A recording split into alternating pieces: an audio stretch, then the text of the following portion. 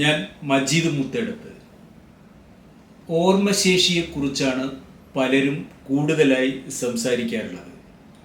ഓർമ്മശക്തി ഒരാളുടെ ജീവിതക്രമത്തെ, ജീവിത വിജയത്തെ, പഠന പ്രക്രിയയെ എങ്ങനെ സഹായിക്കുന്നു, മാർക്ക് നേടുന്നതിനും ഉപരിപഠനത്തിനും ഓർമ്മശേഷി എത്രമാത്രം പ്രധാനപ്പെട്ടതാണ് എന്നൊക്കെ പലരും സംസാരിക്കുന്നതും പരിശീലനം നൽകുന്നതും നമ്മൾ കണ്ടിട്ടുണ്ട്, കേട്ടിട്ടുണ്ട്.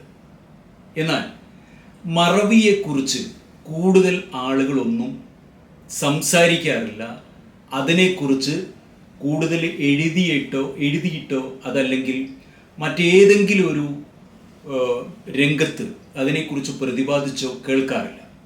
എന്തുകൊണ്ടാണ്?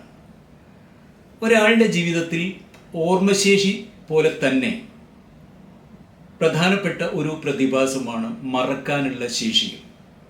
മനസ്സിന് ഓർക്കാനുള്ള കഴിവ് പോലെ തന്നെ മറക്കാനുള്ള കഴിവും, ചില കാര്യങ്ങളെ മറവിയിലേക്ക് കൊണ്ടുപോകാനുള്ള കഴിവുമുണ്ട്.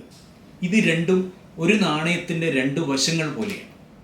നിങ്ങൾ ഓർത്തു നോക്കൂ, നിങ്ങളെ ബാധിക്കുന്ന, നിങ്ങളെ വിഷമിപ്പിക്കുന്ന, നിങ്ങൾക്ക് ദുരന്തങ്ങൾ സമ്മാനിച്ച ഒരു സംഭവത്തെ നിങ്ങൾ ഓർക്കാൻ ആഗ്രഹിക്കുന്നില്ല.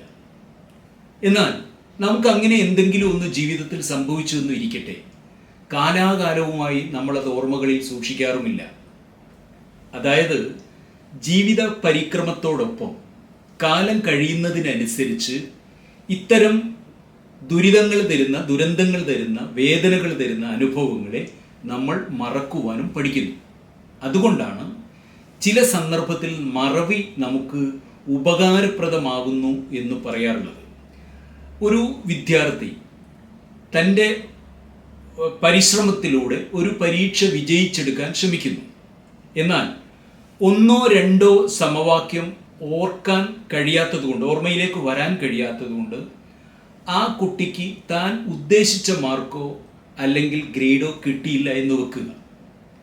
ഇത് അവന് പറ്റുന്ന ഒരു ന്യൂനതയാണ്, അല്ലെങ്കിൽ ഒരു പരാജയമാണ്. ഈ പരാജയം തൊട്ടടുത്ത പരീക്ഷ വരുന്നത് വരെ കുട്ടിയെ അലട്ടിക്കൊണ്ടിരിക്കുകയാണെങ്കിൽ എന്തായിരിക്കും സ്ഥിതി? എന്നാൽ പരീക്ഷ കഴിഞ്ഞ് 2-3 ദിവസം അത് ഓർമ്മയിൽ നിൽക്കും എന്നല്ലാതെ ക്രമേണ അത് മറക്കാൻ അവന് കഴിയുന്നു. അതുകൊണ്ട് തന്നെ തൊട്ടടുത്ത പരീക്ഷയ്ക്ക് മറന്നുപോയ ഈ സമവാക്യങ്ങളെ ഓർമ്മിക്കാവുന്ന രീതിയിൽ അവൻ മനസ്സിൽ ചിട്ടപ്പെടുത്തുകയും വിജയം കണ്ടെത്തുകയും ചെയ്യുന്നു. ഏതൊരു സംഗതിയും ഇതുപോലെയാണ്. ഓർമ്മിക്കാൻ കഴിയുന്ന അതേ ലാഘവത്തോടെ അല്ലെങ്കിൽ അതേ പ്രാധാന്യത്തോടെ മറക്കുവാനും കഴിയുക എന്നുള്ളത് ജീവിതത്തിൽ ആവശ്യമാണ്. ഞാൻ പറഞ്ഞു വരുന്നത്, ഓർമ്മശേഷി പോലെ ഒരാൾക്ക് മുന്നോട്ട് പോകാനുള്ള ഒരു പ്രതിഭാസമായിട്ട് അല്ലെങ്കിൽ ബുദ്ധിപരമായ ഒരു കഴിവായിട്ടല്ല മറവിയെ കാണുന്നത്. മറിച്ച് മനുഷ്യന് തൻ്റെ പരാജയങ്ങളെ, തൻ്റെ വീഴ്ചകളെ, തനിക്ക് പറ്റിയിട്ടുള്ള ദുരന്തങ്ങളെയൊക്കെ മനസ്സിൽ സൂക്ഷിക്കാതെ, തനിക്കൊരു മാർഗതടസ്സമായി അത്തരം സംഗതികൾ വരാതിരിക്കാതെ അവയെ മറവിയിലേക്ക് അടച്ചിരുത്തുവാൻ അല്ലെങ്കിൽ മറവിയിലേക്ക് അതിനെ കൊണ്ടുപോകാൻ അവന് കഴിയുന്നു. അതുകൊണ്ട് മറവിയും അഥവാ ഓർമ്മശേഷി, ഓർമ്മിക്കാനുള്ള കഴിവും മറക്കാനുള്ള കഴിവും ഒരു നാണയത്തിൻ്റെ 2 വശങ്ങളായിട്ട് നമുക്ക് കാണാൻ കഴിയും.